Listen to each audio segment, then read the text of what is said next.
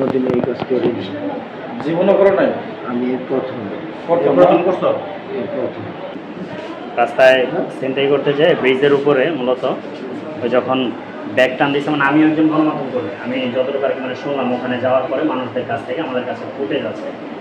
বিষয়টা হচ্ছে যে ছিনতাই করার সময় পিছন থেকে যে কোনো একটা গাড়ি আর কি দেখছে, দেখার পরেই মানে ওকে পাশ দিয়ে বাড়ি দিচ্ছে, পালাতে যেতে না পারে পাশ দিয়ে বাড়ি দিচ্ছে। আর ও হচ্ছে কোনো ব্যাগ ট্যাগ নিতে পারেনি, নেওয়ার চেষ্টা করেছিল বাট নিতে পারেনি।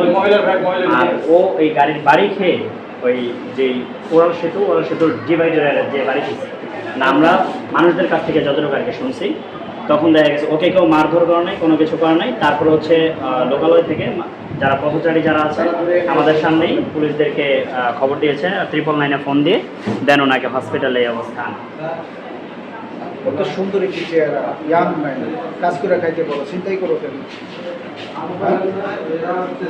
এত সুন্দর চেহারা। রবিন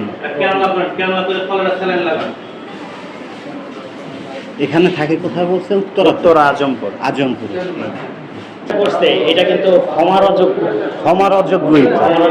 হ্যাঁ, তবুও কিন্তু মানুষ মানবতার দিক থেকে বা হসপিটালের দিক থেকে নাগরিক সেবা যেটা আমরা চাচ্ছি যে সেনাবাহিনী টহলের ব্যবস্থার জন্য আমরা জোর দাবি জানাচ্ছি এবং পশ্চিম এবং টঙ্গীর পূর্ব এই দুই থানার সম্মিলিতভাবে যেন তারা 24 ঘন্টা একটি টহলের ব্যবস্থা করে, যাতে টহলের ব্যবস্থা থাকবে।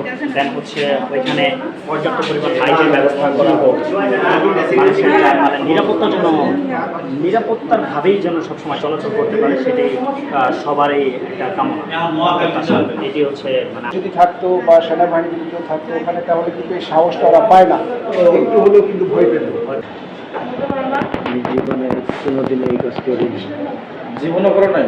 আমি এই প্রথম করছো? এই প্রথম।